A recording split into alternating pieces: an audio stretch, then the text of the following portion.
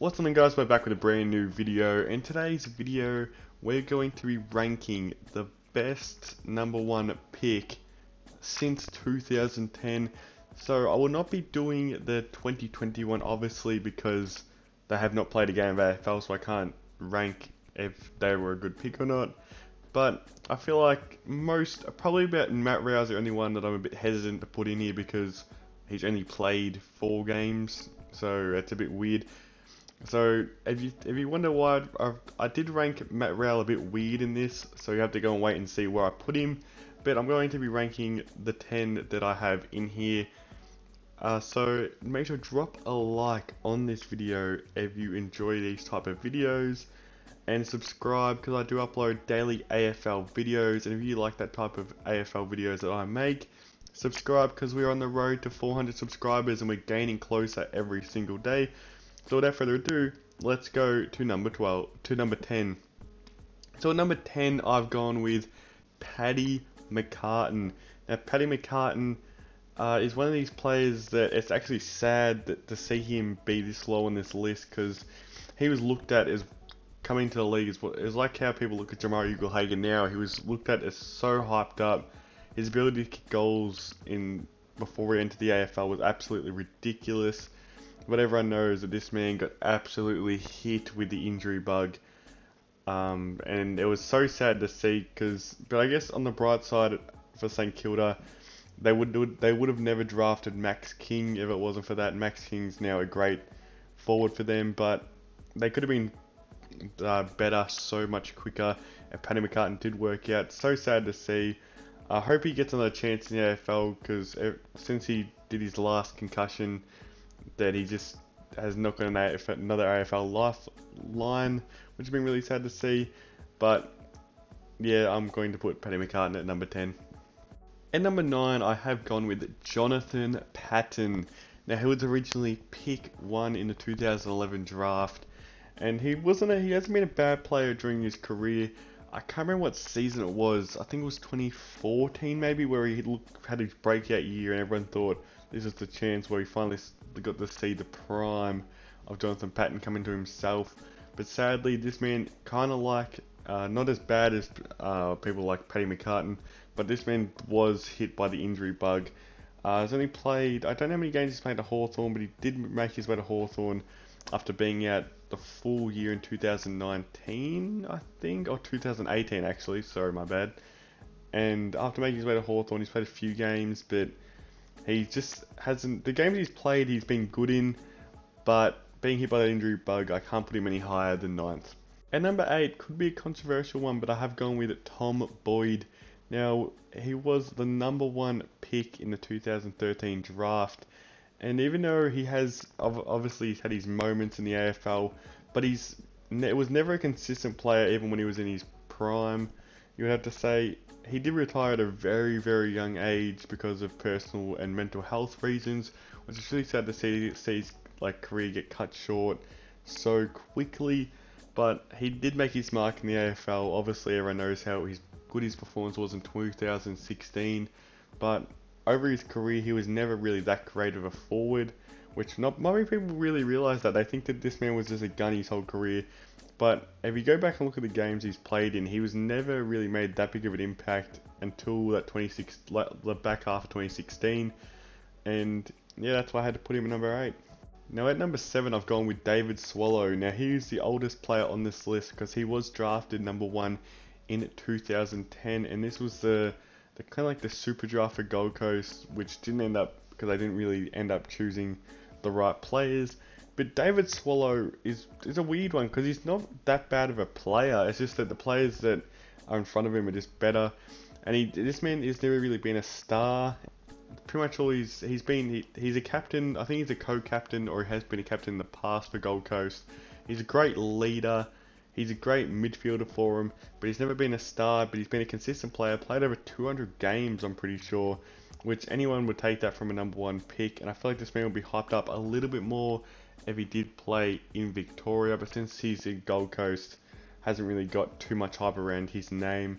But still a very, very good pick, just not up to the standard of the next 6 guys I've picked. And number 6, I've gone with Cam Rayner. Now, he was the 2017 number 1 draft pick. And even though he's yet to really break into what people thought he was going to be, but I still put him high on this list because he has all the potential in the world. He's in a very, very good team, so he has so much time to develop. And I feel like this man could turn out to be like a Christian Petrarca, Jordan DeGoey type player, because he's shown signs of what he could be, but he's not broken into that player quite yet in his career. But I do expect him to break into there, and he could boost up this list. At number 5, I've gone with Andrew McGrath. Now, this man has so much potential to his name. Getting drafted into a half-back, but everyone knew he was eventually going to develop into a midfielder. I'm pretty sure back half of 2019 he was a midfielder for the first time in the guts, but in 2020 he really had a breakout year in the midfield, which saw him get put into people thinking that he's a star. I reckon he's definitely a star, not a superstar quite yet. He can develop into one, but he's been a very, very consistent player over his career. Has not really broken into an absolute superstar. He definitely could in the future, but right now I've got him at number 5. At number 4, I've gone with Matt Rowell. Now, he was a 2019 number 1 pick, and even though he's played only 4 games in his AFL career, those 4 games were some of the best 4 games you'll ever see out of a player at 19 years old. It's so sad that he got injured. I hope this is not the occurrence we see during his career, because he might end up like a Paddy McCartin or a Jonathan Patton if he does get injured again. But right now, I had to put him at number 4. People might see this and say too low or too high. I don't really know how people think of Matt Rowell when they look at the number 1 picks. If I was going straight off potential and what he could be, I probably could put him at number 1. But since I can't take a 4-game sample size and think that he's automatically a star, I know this is very unlikely to happen, but he could come out and he could be an absolute dud. He could be an absolute dud of a player.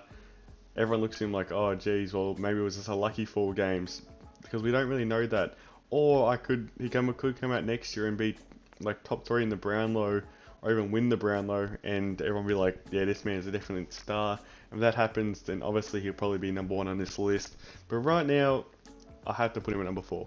At number 3, I've gone with Jacob Weitering. He was originally drafted in 2015 for the number 1 pick, and got drafted as a key position player. Mainly as a forward, but since he got drafted and switched into a key defender, he's been absolutely great and superb. Really broke into his own in the back half of 2019, and then in 2020 just turned to one of the best key defenders in the AFL, just missing out on that centre half back spot, and got beaten out by Darcy Moore. But I expect this man to have some All-Australian, around the mark of All-Australian in the next coming years, because he's definitely shown that he can lock down an opponent, be able to rebound. That's why I have him at number 3. At number 2, I have Sam Walsh. Now, he was a 2018 number 1 pick and got picked above so many absolute superstars, and he turned out to be an absolute superstar himself. One of the best midfielders in the competition, you have to say, or best young midfielders. I don't know in the whole AFL how people see this man, but I definitely do see him as a top 50 player in the AFL. Right now he's only a he's only been playing on the wing his whole career. Did put a little bit of guts action in during 2020, but I would not call him an inside mid quite yet. I would call him more of a winger. And even though he still needs to improve a bit on his kicking skills and his ability to go around goals, but you know, I think he just turned 20 years old, and being this good is on Matt Rowell level. And people will compare these guys because of how similar these guys are, and being compared to Matt Rowell after them 4 games, you know this man's got to be an absolute star, and that's why I have him at number 2. And then number 1, I have an older player on this list, which is Lockie Whitfield. Now, he was drafted in 2012, and he's been an absolute superstar.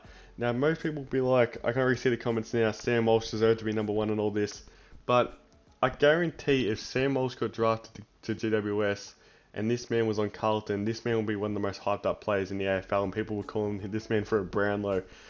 Just because, I feel like when a player is outside Victoria, they get looked at less. Like, if you just need to sit down and watch a Lockie Whitfield game or just watch a GWS game, this man's impact is absolutely ridiculous. Probably the best kick in the AFL. His ability to run all day. He's untaggable because no one has the endurance to match up with Lockie Whitfield. He's gone into the guts a bit more this year in 2020, and he's just not slowed down. People thought he can't get contested ball, he can do all that. Oh, he's just an absolute star. And if you guys don't think this man was number one, I just go and watch some Lockie Whitfield games or watch a GWS game or whatever, because you would see how superstar this man is. Look at these highlights right now. He's just an absolute star. So that's why I have him at number one. So thanks for watching, guys. Make sure to drop a like on this video if you did enjoy. I love doing this type of ranking videos, so I want to see your top 10 in the comments right now.